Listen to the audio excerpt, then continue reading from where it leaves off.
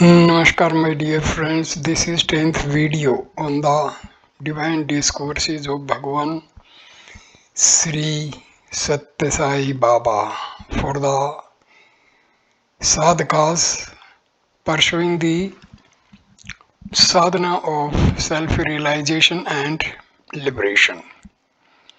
Bhakti Sakha Bhagwan. Many call themselves devotees, but this claim means nothing by itself. It is like addressing a letter to someone.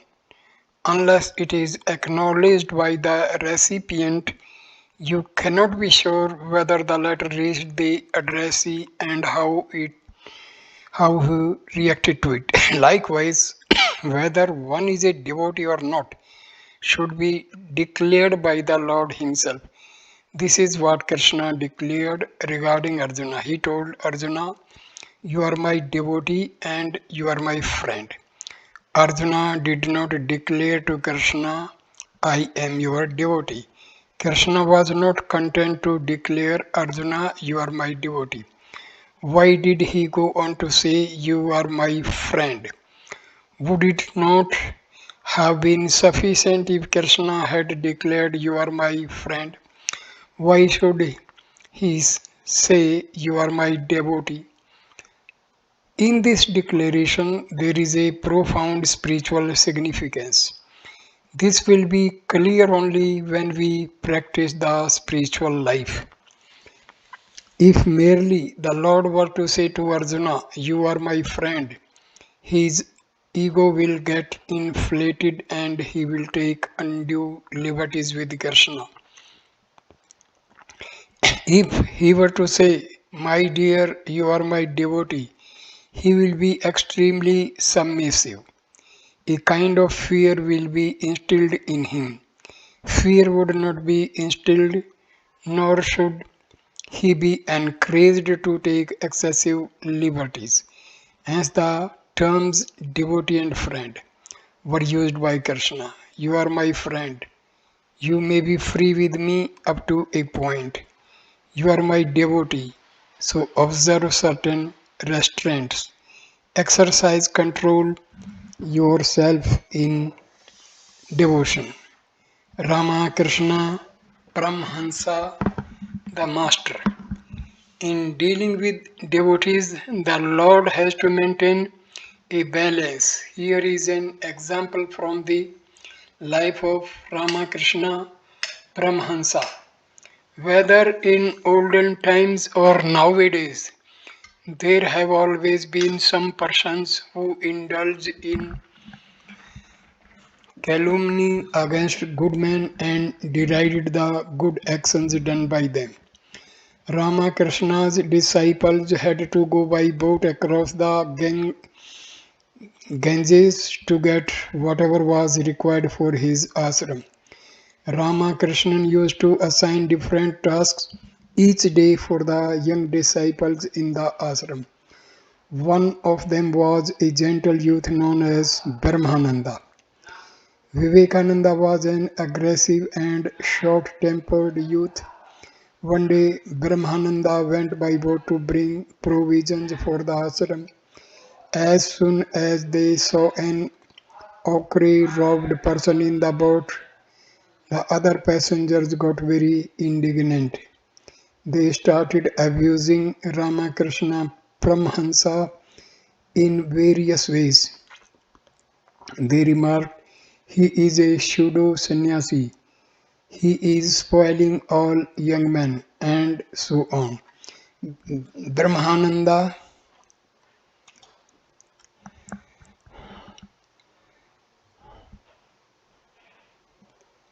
silently shed tears, remembering the teachings of the Master.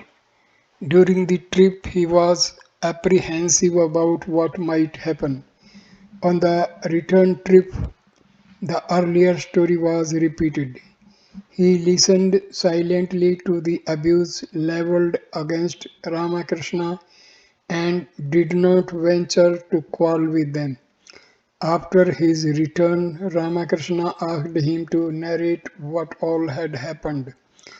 After listening to Brahmananda's pathetic story, Swami Ramakrishna burst out, "How could you remain silent while your guru was being reviled? You have committed a sin. You are not fit to remain in the ashram." Narendra Vivekananda, who was standing nearby, listened to the angry words of the master. Brahmananda fell at the feet of the master and pleaded for forgiveness.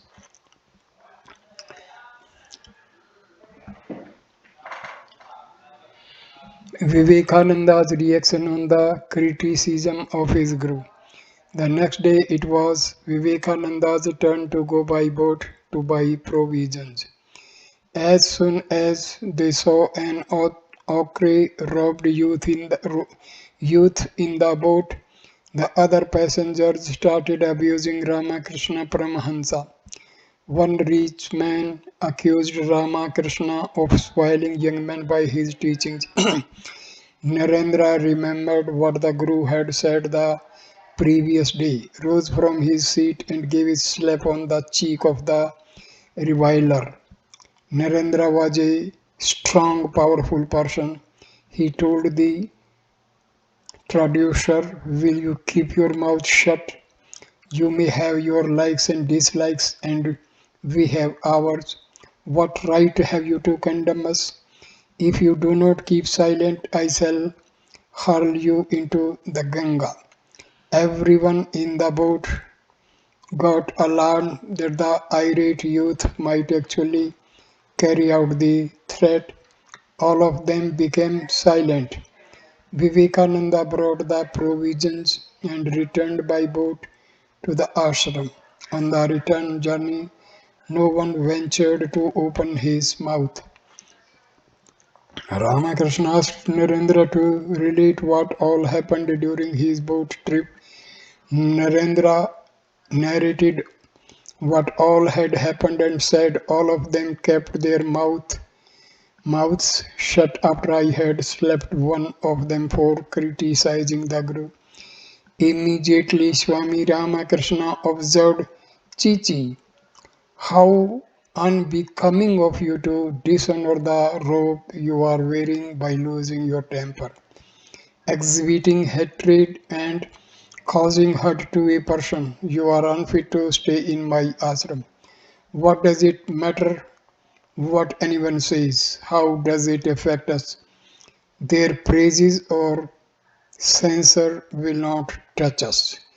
Narendra pleaded, "Swami, I was listening yesterday to what you had said to Brahmananda. Because of that, I behaved in this manner. You took him task for remaining passive.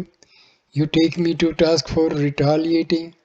I am unable to understand what is the proper thing to do, to teach according to his needs." Ramakrishna explained his divergent reactions by an example. He said, "There are four tires for a car. What should be the pressure in the front tire and rear tires have been laid down. If there is excessive pressure in some tire, it should be reduced. If some tire have low pressure, they have to be inflated. Only then the car will run smoothly." Narendra suffers from excessive pressure. He requires to be deflated. Brahmananda is excessively weak, so he has to be inflated. The teachings of the masters vary according to the condition of the disciples. Likewise, in the Bhagavad Gita or other scriptures, statements might appear which seem to contradict each other. These differences relate to differences in circumstances and requirements of the person concerned. You should not contrast one statement of the Swami with another and ask why there is a contradiction between the different statements. In the Gita itself, in one place, Krishna stresses the need for action, at the another the adherence to dharma, and in other place commends renunciation of all dharma and urges complete surrender to the Lord. These apparent contradictions are not contradictions. The teachings varies according to the state of spiritual development of the person concerned and the situation in which he is placed. The inner significance of the great teachings of the avatars and sages should be properly understood before any criticism is attempted. No room should be given for logic, chopping, or verbal controversies. You have to observe only two things: adhere to truth, cultivate love, develop the feeling, love is my supreme Lord, truth is my sovereign, I do not need anyone else.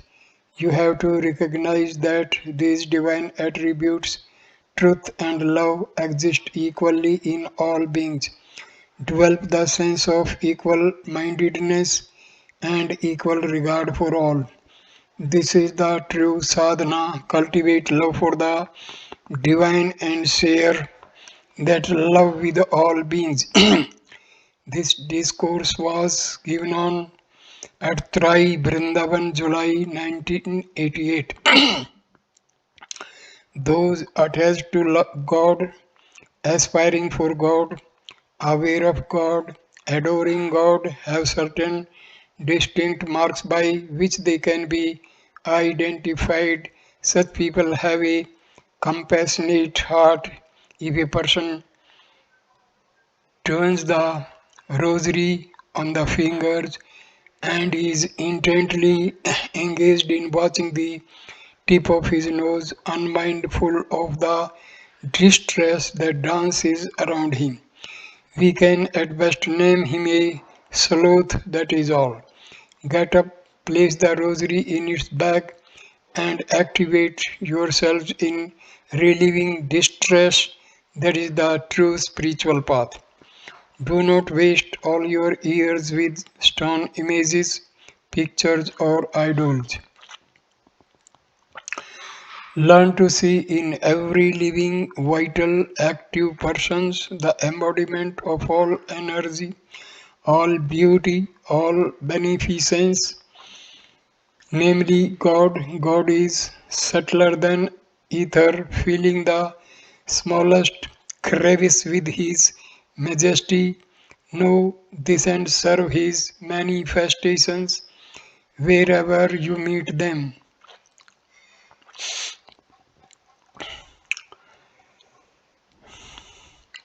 Discourse number 18: Renunciation and Realization. The wise one recognizes his own defects and seeks not the faults in others. He is most degraded among men who are only the faults in others, who sees only the faults in others, oblivious to his own defects and unaware of his true self. The worth of a human being is based on his buddhi, intellect.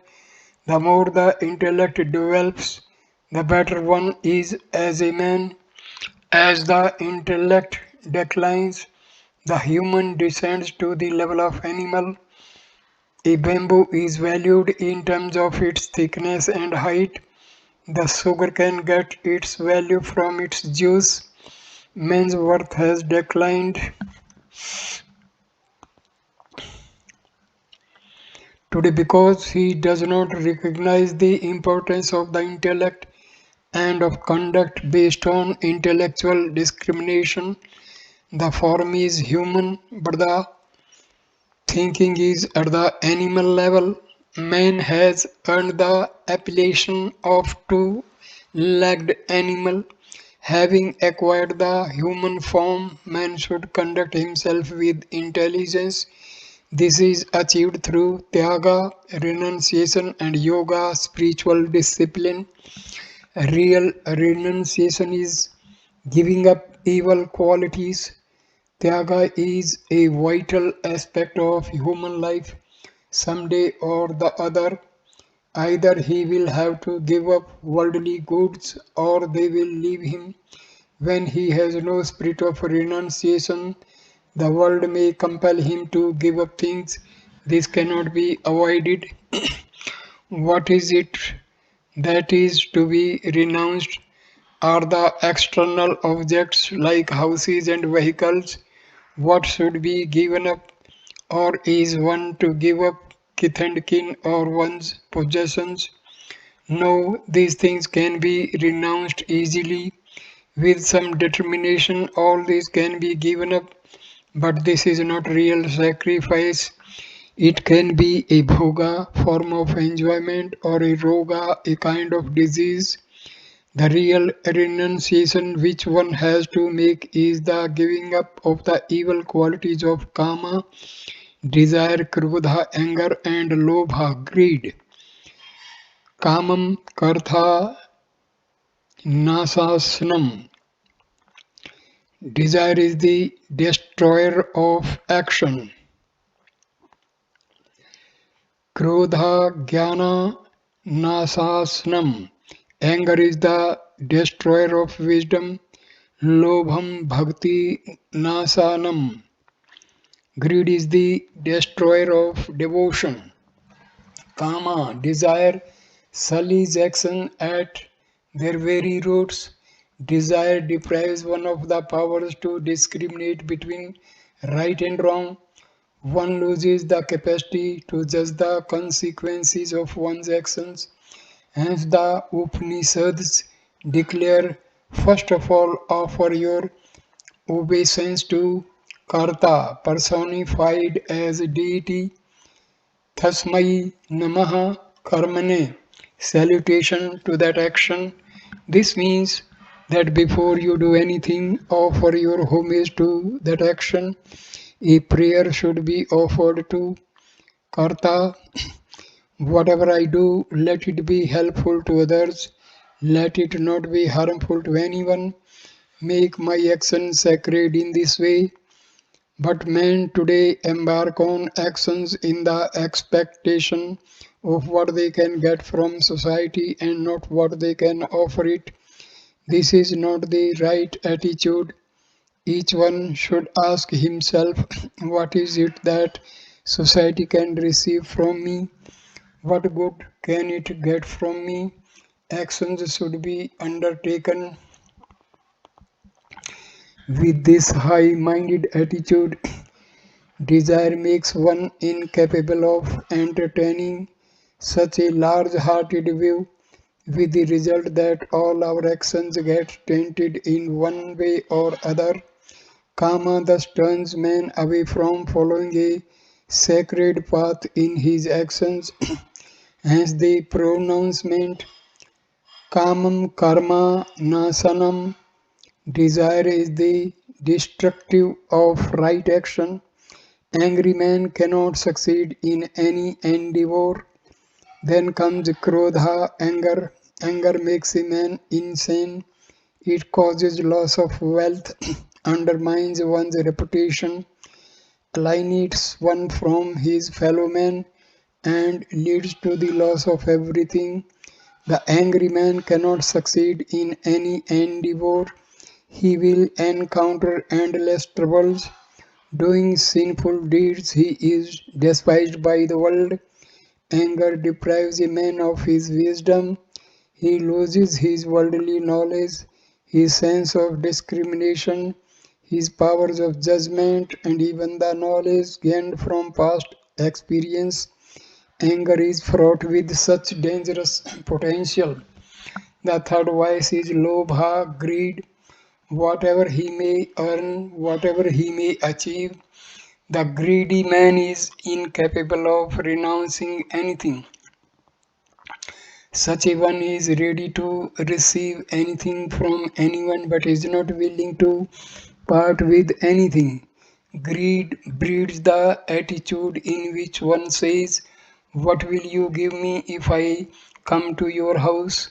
What will you bring for me when you come to my house? Greed promotes this kind of insatiable attitude for possessions. You have to give up an evil tendency of this kind. Attachment should be properly restricted. The practice of giving up is known as vairagya. The literal meaning of the word is that which is which is opposed to raga, attachment. Raga signifies attachment to the body. Then there is nothing wrong in attachment. Raga includes love for family, kith and kin. This attachment is not wrong. You should love your parents and show regard for your brothers and sisters. You should keep your body fit and healthy.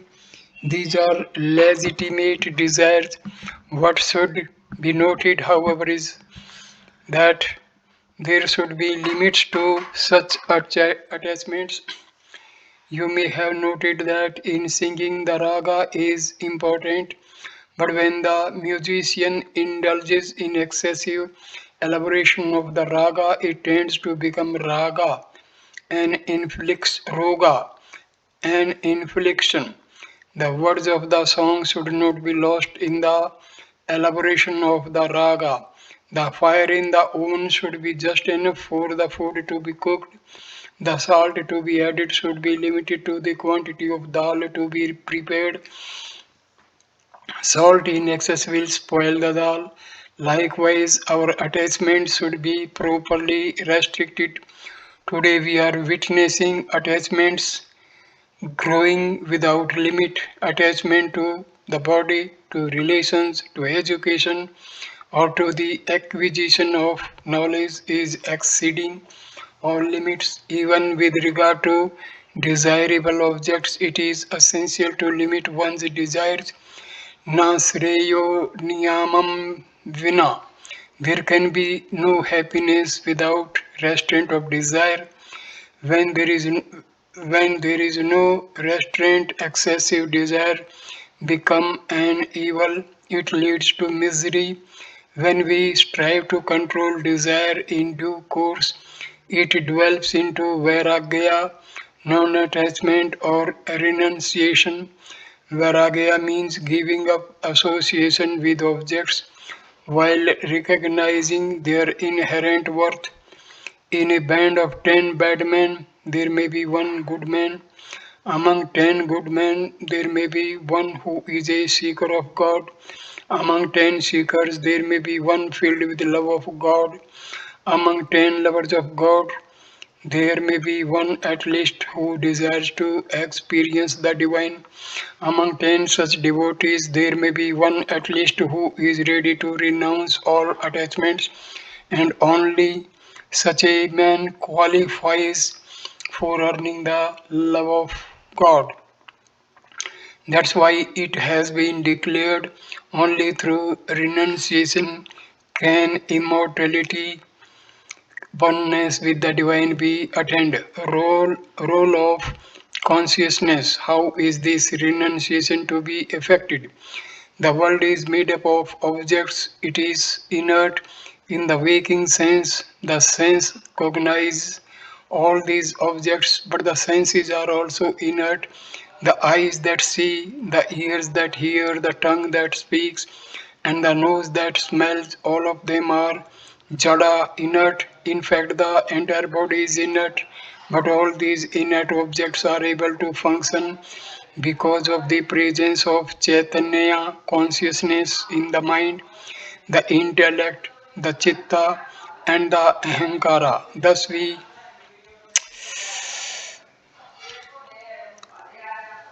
we have to realize that the entire phenomenal universe is jada, inert. It is sthulam, gross. This gross universe has to be treated as inert matter. The four subtle elements of consciousness, manas, the mind, buddhi, the intellect, chitta, the will, and ahankara, the ego, are maya. What is maya? Ma, not ya, exist. That which does not exist but appears to exist is Maya. Maya makes the unreal appear as real and real as unreal. The other name for Maya is Agyana, ignorance. Agyana is that which hides the real from you and makes you regard the non existing as existing. It makes the false appear as true. How Maya works: one sees people dying before one's eyes and others afflicted with disease, but he believes he himself will not die. This is the mark of Agyana. When so many are dying, how can anyone regard himself as not subject to death? Maya is the cause of thinking the impermanent as permanent and the permanent as perishable. Even subtle experiences such as dreams are the result of Maya. We see and experience all sorts of things in dreams. All of them have a reality only in the dream state. This disappear in the waking state. We disregard them. What appeared to be true in the dream state becomes unreal in the waking state. What is dreaded in the dream state causes no fear when one is awake. This is the nature of Maya. It's a secret. Both what is experienced in the physical phenomenal world and in the subtle subliminal state of dreams are the result of Maya. Karna, the causal state of deep sleep, comes next. It is only an image, a reflection. It has no consciousness. It has neither norm nor name, neither form nor name. It is not subject to happiness or sorrow. Of what use is such a state? The waking state experiences the jada, inert. What is experienced in the dream state is Maya, and in the Karna, causal or deep sleep state, there is only a reflection. All three are of little account. There is one thing which transcends all these, that is the Mahakarna, that is the Pratattva, Omni Self, the Atma, that is in the Pratattva, and that which is in the Jada, the inert matter is one and the same. Vairagya consists in recognizing these oneness. It is not the giving up of things that constitutes Vairagya. Vairagya consists in enjoying without attachment things which were previously enjoyed with attachment. We are like puppets on the screen. We might have learned a lot, acquired many things. We might have enjoyed many things. Where are they now? What has happened to them? Why did we part with them? What benefit did we derive from them? When we inquire into these matters, we will realize that the things we enjoyed, the individual with whom we associated, and the experiences we had are like figures of puppets on a screen. They are like clouds that come and go. We must seek to know the basic truth about the human condition. If you take a vessel with water and pour it into the ocean, you cannot recover that water again. If smoke goes up in the sky, it cannot be collected again. An apple that has been eaten and digested cannot be got back. But the stuff of the mind cannot be merged in an ocean or sent up to the sky or consumed as food. The workings of the mind cannot be eliminated by these processes. Mind should be kept under restraint. Why? Then is there a call for mano nigraham, control of the mind? Nigraham, control, really means being indifferent to the vagaries of the mind. It is difficult to control the mind as it is difficult to confine air in one's grasp. Likewise, how can anyone control the mind which is all embracing in the vastness of its range and comprehension? When it is realized that the mind is made up of thoughts and doubts, the elimination of the thoughts is the means of restraining the mind. Thoughts are associated with desires. As long as desires remain, one cannot have vairagya, detachment. It is necessary to limit desires. Take for instance a car. If you press the acceleration, it picks up speed. In pressing the accelerator, however, you have to bear in mind the state of the road, the curves and bends, and the ups and downs. Similarly, the world we live in is replete with ups and downs, with joy and sorrow. Having regard to this fact, the mind must be kept under restraint as far as possible. The car cannot move unless the accelerator is pressed, but this should be done with circumspection. In making the journey, this caution should be observed. Likewise, we need mind, but it has to be used in the proper way. Power of the mind and role of the intellect. Today, men are subjecting themselves to all kinds of difficulties and problems because they are giving a free rein to the mind. This is where the vital role of buddhi, intellect, comes in. The intellect enhances the power of man. It is the greatness of the intellect that distinguishes man. The intellect has the potency to comprehend the entire cosmos. Consider the power of the mind. One goes round the world, sees many cities, looks at mountains and rivers, and meets innumerable persons and has varied experiences. All these infinite varieties of objects, persons, scenes, and experiences are imprinted in the subtle form in the mind. How is it that such a small mind can contain all this vast panorama and countless objects and impressions? Is there room in the mind for containing a high mountain? You have to understand the boundless capacity of the mind. Manomulam idam jagat. The cosmos is based on the mind. The individual, through his body, is part of the cosmos. Think for a moment how pitifully small is this body in relation to this vast universe. Recognition of one's infinitesimal puny size should lead to humility. At the same time, there is infinite potentiality in man. That's why Vedanta declares that the divine is subtler than the subtlest atom and vaster than the vastest object in creation. You may have seen the huge banyan tree in the Theosophical Society at Adyar, Madras, now called Chennai. It is a very huge tree, but its seed is an extremely small one. That small seed has the potential to grow into a vast, extensive tree. Likewise, the human mind is exceedingly small, but it can comprehend this vast universe. The mind appears as an insignificant speck in the universe, but the universe is immanent in this minuscule mind. It would appear as if the universe and the mind were telling each other, I am that and that is me. The secret of infinite capacity of the mind. As long as you have the body consciousness and attachment to the body, you cannot understand the secret of the infinite capacity of the mind. If you have only a superficial view of the world, you cannot understand its vastness in the subtle domain of the mind. There is a big water reservoir. When you look at the water, your reflection is seen in it.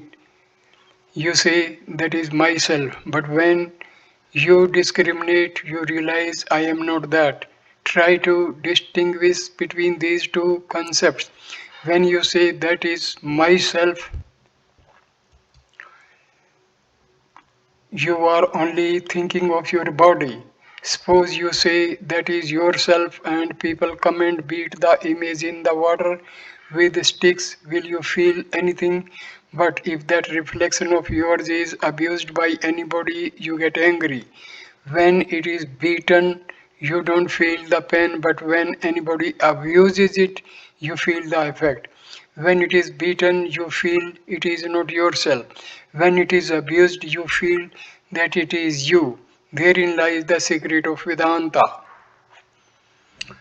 On the one hand, you say, I am that, but when that is being beaten, you don't react. On the other hand, when that is abused, you react. When you realize that your inner Atma is the same in everybody, then any pain caused to anybody is your pain. But when you have body consciousness and anybody says anything derogatory about anyone else, you feel it is not directed towards you and it doesn't affect you.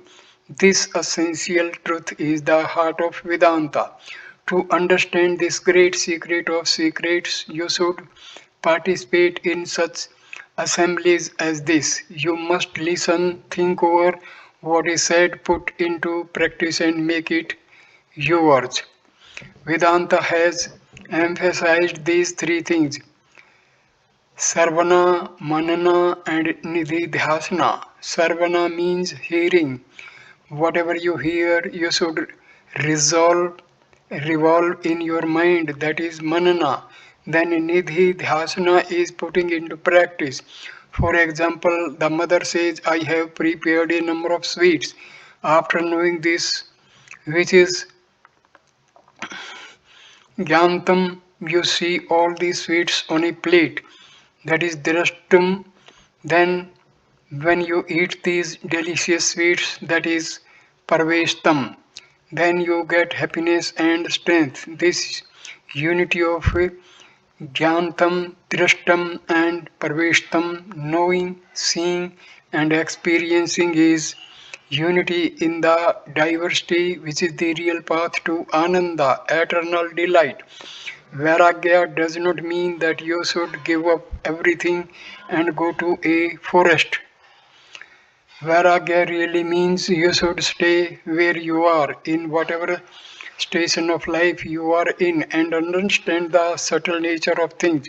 While giving up desire based on the external aspect, it means that by using discrimination, you should know what to expect and what to reject. You should strive to recognize the divinity in every object you see and enjoy it. That is real Vairagya. That is the mark of a true human being. Discourse at the Prashanti Mandir, 11 July 1988. A temple where God is adored as a living entity is as the heart to an individual. It is said that you should not sleep in a village where there is no temple, for the people there are sure to be so ungodly that your life is in danger amidst such unbelievers. God is the guardian, the corrector, the admonisher, the savior. So people must get into the habit of calling on him as a living presence. The temple helps soften the hearts. It instills the virtues of compassion and charity. Greed and cruelty will spread in an atmosphere that has no devotion and adoration to God. Make yourself into moving temples. Become aware of the God that resides in you. It is He who protects you, provides for you, prevents you from falling a prey to pernicious propensities. I end this video here. Thank you for watching. Please like, comment and share the video and subscribe the channel. Thanks a lot. Namaskar my dear friend. Next video number 11 will start with discourse number 19. Nature, God, Man. Namaskar.